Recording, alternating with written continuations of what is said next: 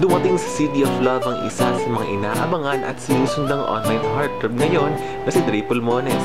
Iilang ganapan sa kanyang pagbisita, inyong mapapanood dito sa Dre Pulmones on I Like It Video Vlog.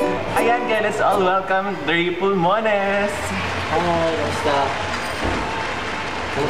Okay naman, ikaw. Okay naman, may ballpen ako siya notebook kayo kasi i-interview kita. Sure. Ayan. So, una-una, kumusta naman yung pagkakit ng Iloilo? Sobrang saya kasi ang tagal ko rin hindi nakabalik dito eh. Ilang years ka? Hindi naman years. Nung Pasko, last Pasko. Kasi sa Manila ako mag-aaral. Yung papa ko lang nandito sa Dueñas.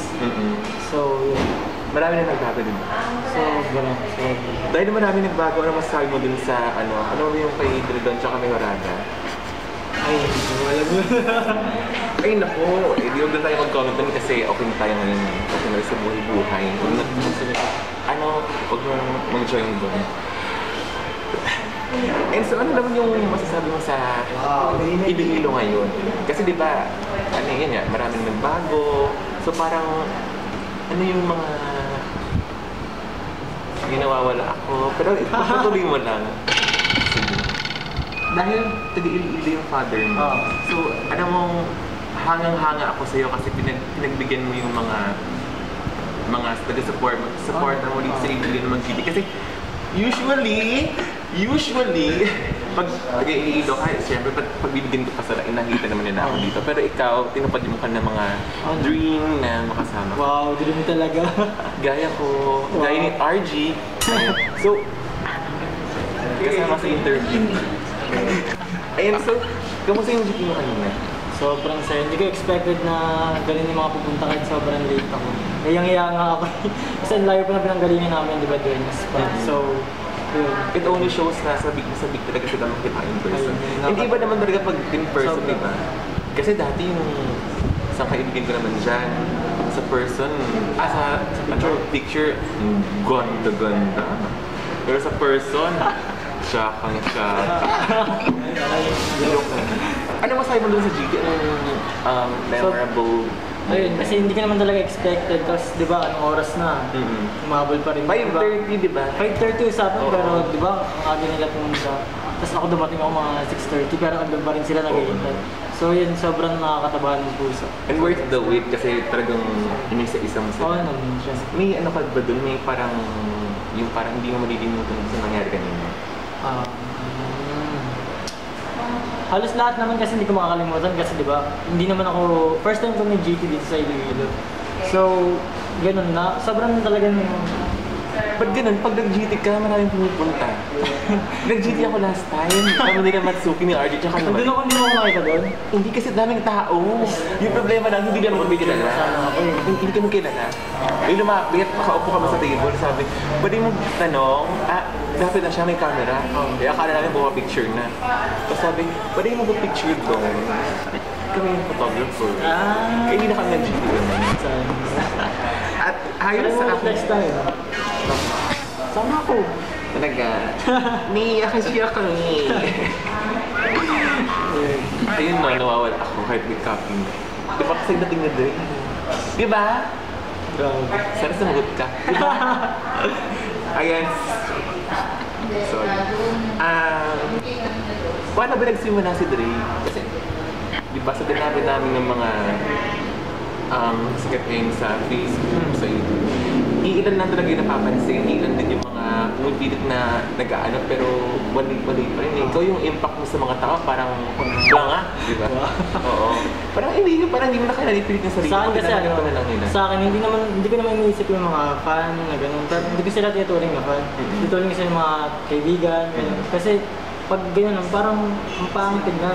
Feeling, yung iba naman, sobrang sikat, di ba? Tapos hindi naman sila parang mayabang. Ako, sino ba naman ako? So yun, maging friendly lang. Oo. Alam mo, tama yung ganyang attitude kasi minsan may ibang may ibang hindi pa nga sikat pero makapaasa sikat. Yung sa'yo, di ba? Talagang pinagbigyan mo sila, naghintay sila doon. Pinagbigyan mo talaga yung iba. Yung iba dyan. Nako! Kilala ako. Sana ako naman sila. Ay, ito yung ano niya. Basta may kilala ako. Ay, ano na? Kilala ko ba yan? Kilala ba si ano? Sino? Ayun, on salute na. Sige. Maganda din ako di. Ano ba yung mga look forward mo dito? Pero bago masagutin yan, panoorin muna natin yung pagpunta ni Dre sa isa skincare and body experts. Ayoko na ng pa-extra kung pwede naman akong maging Ayun po, nandito na po tayo sa Business Skincare at kasalukuyang po tinitreat po si Dre na isa sa mga Business Skincare Advisor. Buti na lang ika'y natagpuan. Wala na akong ibang kailangan. Ang ginawa ko po kay Dre Pulmones ay Essence Diamond Pill. Bali, binavacuum nito ang dead skin. Tapos, para siya sa fine lines, wrinkles, and it minimizes the pores. And then also gives a younger looking skin. Ayun, sobrang sarap sa pakiramdam. Kasi first time na ako nagpa-diamond peel. Ayun, ganun pala yung feeling. Parang ang ganda ng mukha ko. Ayun, thank you ulit sa Isa. Nobody loves me better than Isa. Okay, at yan po yung mga gawin natin. Andito pa rin tayo ngayon syempre sa Regatta Residence Hotel sa Iloilo City kung saan kasama. Eh, may breeze ka pala, no? Ako din. Eh, sobrang tayo dito sa itinerary mo sa Iloilo kasi narinig ko pumunta ka kanina sa school mo. Oo, pumunta ako dun.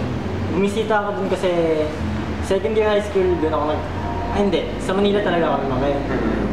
So, nung second year high school ako, lumipat ako dun. Nag-try ako mag-aral kasama ng papa. Kasi, wala, gusto ko lang mag-try yung Iloilo. So, yun yung pinakauna mong pagpunta. Hindi. Kasi kahit nung bata pa ako, pupunta na ako dito. Nagbabakasyon lang. Bakasyon lang, pero hindi yung as in ganun katagal. So, kamusta mo yung pagtaray mo? Second year ako. Okay naman, sobrang saya din. Kasi ang dami ko rin naging kaibigan. Alam mo kung gusto ko naman itry mag-sandeda. Ba't saan kayo na? Eh, may kakilala kami dun. Yung sa iba, ito yung lang kakilala dun. Tapos, after nung school mo, saan na kayo pumunta? Kanina? Wala naman. Diretso na kami dito. Diretso dito. Sa may Plazuela. Kasi nga may, yun nga yung meeting dito. So bilang marami ng mga bagong ngayon, napulit-ulit ako sa Iloilo, ano yung mga gusto mong matikman? Ayun nga, naririnig ko nga yung cream horn ba yun? Ayun, gusto ko talaga matikman yun. Cream horn? Yung batchoy? Batchoy, natikman ko na yan. Yung bizcocho?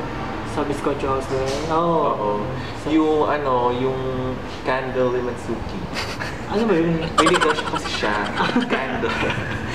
Hindi ko alam yun. Medyo. Ay, yung pastillas. Kailangan talaga sa Iloilo, hindi. Hindi, sa Manila. Hindi, kasi iba yung balay, iba yung pastillas. Ay, iba yung pastillas sa Iloilo. Hindi ko alam, hindi ko pa nakatry. Wala pa ngayon eh. Sayang. Oo. So, anyway, ano pa yung mga plans mo dito? Hanggang kailan ka ba sa Iloilo? Hanggang Monday lang, kasi may pasok din ako. May pasok? May pasok ako. Sa Monday? Hindi, I mean, may pasok pa ako. Kaya Monday uwi na ako. May pasok? Absent niya ako hi sa mga prof ko. Hi sir, Hello. sa mga prof niya. Sa principal. High school? Ha? High school. Hindi. Principal, tsaka Deal, mga deal. Oo, bili sa ibang branch principal.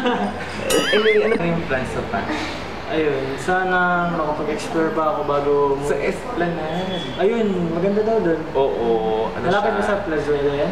Ay, oo. Parang lang. Walking distance. Pwede, oo. Small Esplanade, Plazuela, walking distance. Hindi pala siya walking distance. Malayo. Pwede siya walking distance para sa mga taong hindi tamad. Sa bagay. May tamad kasi ito. Pero anyway, Dre, kasi syempre hindi ka naman ako yung katanungan sa'yo, kundi may mga ilan ding mga kababayan dito ang gusto mong tanong sa'yo. Unahin natin syempre nga coordinator at ang minamahal ng kanyang at according sa parents niya, maganda siya. Kita-kita It's na all natin. welcome. Matsuki. Hi, Dre. Welcome to sa Iloilo. Kasi kanina, di ba, sa J3 mo, parang, halos lahat ng mga babae kinikilig, parang, sigaw-sigaw na, ito yung question ko sa'yo. Ano mo yung hanap mo o gusto mo sa isang babae? Tayo. Ako gusto ko kasi ng simple lang. Ayoko ng...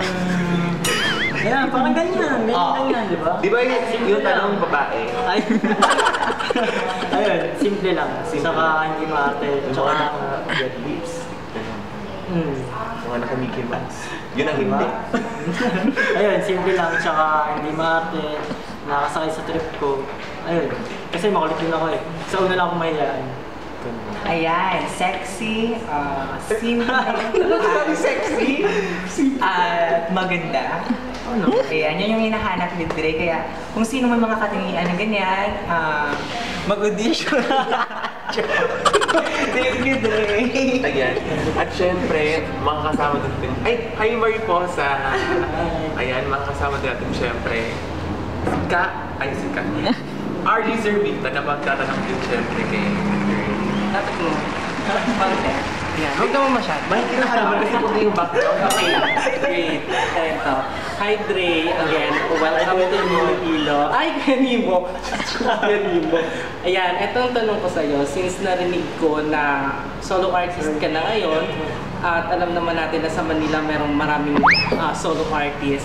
So, tanong ko lang, hindi ka ba natitrigger na kung saan madaming solo artists at ano pa ba ang pwede mong ipakita maliban sa kung ano meron ka ngayon? Yun lang, Dre. Thank you. Storbong dalawa, di ba? Ay, done. Ano yung sabi ko? Sabi mo ng world peace. World peace daw. Medyo ako lang. Same Ano mo? Trigger. Ano kung pwede mo ipakita? Ako, ayun, kasi hindi naman talaga ako nakikipag-kompetensya. So, parang yung ginagawa ko, nag-enjoy lang ako. Kaya, ayun, alam ko naman mas marami mas magaling sa akin. Kaya, enjoy lang. Diba? Chill lang. Diba? Hindi mo naman kailangan mapag-kompetensya eh. Hindi gaya ng iba. Hi, Elite Avenue. Thank you. Hi, Sir Diggers. Hi Sir Robbie! 6 gig. Hello. Konti lang talaga yung mga taong yung bagay dun sa kung ano meron sila ngayon. Yung iba kasi mga snob, ganyan. Ayan, abangan niyo po yung interview ko bukas kay Mr. TJ Monterde. Yung kumanta ng Gawat Ako. Wala. Oo. Yung lahat ay isingit yung talent. Bago ang lahat, may gusto bang pasalamatan. Ayun, unang-una pinapasalamatan ko si Sir Robbie sa pagpapunta dito sa akin sa Iloilo. Thank you sa manager ko, kay Nimo, sa parents ko dito, kay Kalababa, Tita Inday, yung pinsan ko, si Jenny, yung Lola Rita.